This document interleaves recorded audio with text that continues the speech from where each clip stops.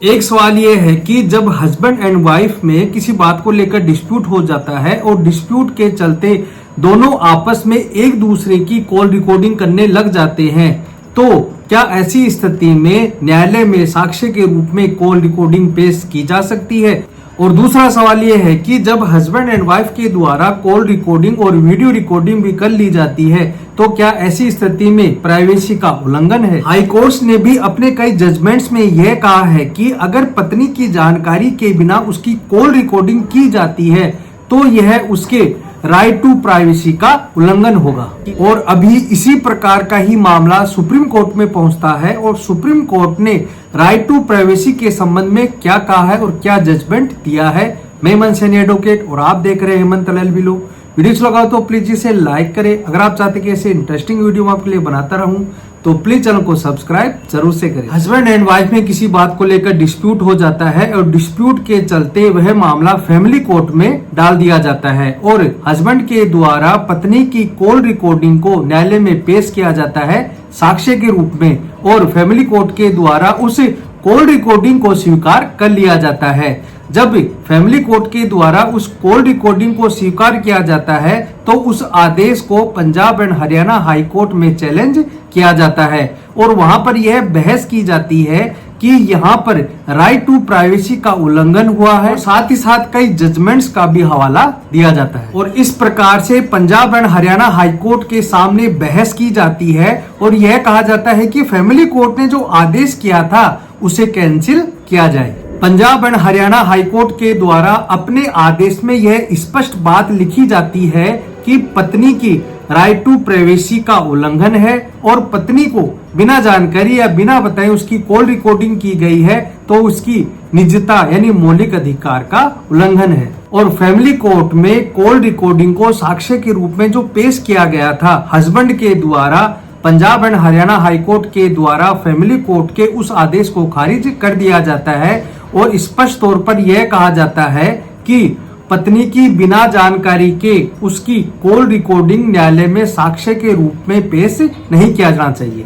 अब इस Punjab and Haryana high court के आदेश को सुप्रीम कोर्ट में चैलेंज किया जाता है। जो मामला सुप्रीम कोर्ट पहुंचता है वह है विभोर वर्सेज नेहा। SLP नंबर है 21,195/2021। इसमें सुप्रीम कोर्ट ने यह कहा कि हमें नहीं लगता है कि इसमें निजता का उल्लंघन हुआ है। वास्तव में साक्ष्य अधिनियम की धारा 122 ऐसे किसी भी अधिकार को मान्यता नहीं देती। दूसरी ओर यह पति पत्नी के बीच निजता के अधिकार के लिए अपवाद बनाती है, इसलिए इसे क्षैतिज रूप से लागू नहीं किया जा सकता। यह संविधान के अनुच्छेद 21 के तहत निजता के अधिकार के पहलू को नहीं छूता।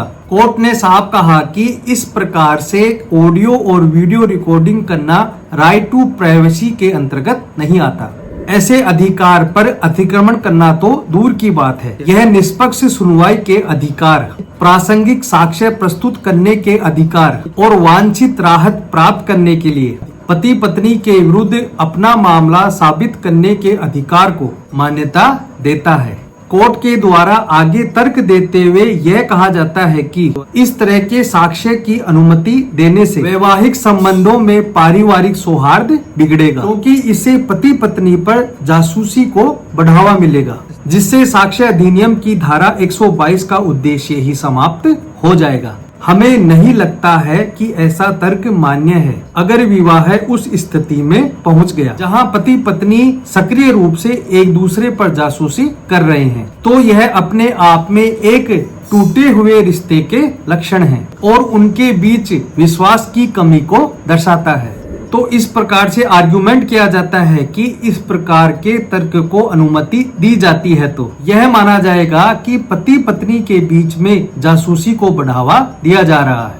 कोर्ट ने साफ इनकार कर दिया कि अगर पति पत्नी के बीच में रिश्ता इस प्रकार से बिगड़ गया है कि एक दूसरे की जासूसी करनी पड़ रही है, तो यह रिश्ता एक टूटे हुए रिश्ते की तरह है। इस प्रकार की बात कहते हुए सुप्रीम कोर्ट के द्वारा यह कहा जाता है कि अगर गुप्त रूप से पत्नी की कॉल रिकॉर्डिंग की जाती है और न्यायालय में से साक्ष्य के रूप में पेश किया जाता है तो वह मान्य है। न्यायालय ने इस मामले में स्पष्ट रूप से यह माना कि इसमें निजता यानी कि राइट टू प्राइवेसी का उल्लंघन नहीं है। अगर पति पत्नी ने गुप्त रूप से किसी की रिकॉर्डिंग कर ली है और साक्ष्य के रूप में न्यायालय में उसे पेश किया जाता है तो उसे राइट टू प्राइवेसी का उल्लंघन नहीं माना जाएगा। और इस प्रकार से फैमिली कोर्ट ने जो आदेश किया था, यानी कि जो कॉल रिकॉर्डिंग साक्ष्य के रूप में पेश की गई थी, उस फैमिली कोर्ट के आदेश को मान लिया जाता है। और हाई कोर्ट ने फैमिली कोर्ट के जो आदेश को खारिज किया था, सुप्रीम कोर्ट ने हाई कोर्ट के आदेश को खारिज कर दिया और साथ ही साथ फैमिली कोर्ट ने जो आदेश किया था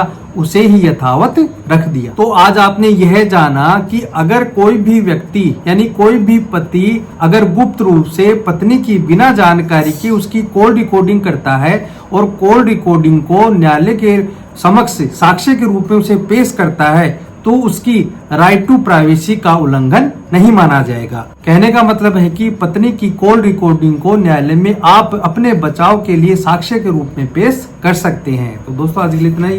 वीडियो अच्छा लगा हो तो प्लीज इसे लाइक करें। अगर आप चाहते हैं कि ऐसे इंटरेस्टिंग वीडियो मैं आपके लिए बनाता रहूं तो प्लीज चैनल को सब्सक्राइब जरूर से करें ताकि ऐसे ही वीडियो मैं आपके लिए बनाता रहूं। धन्यवाद।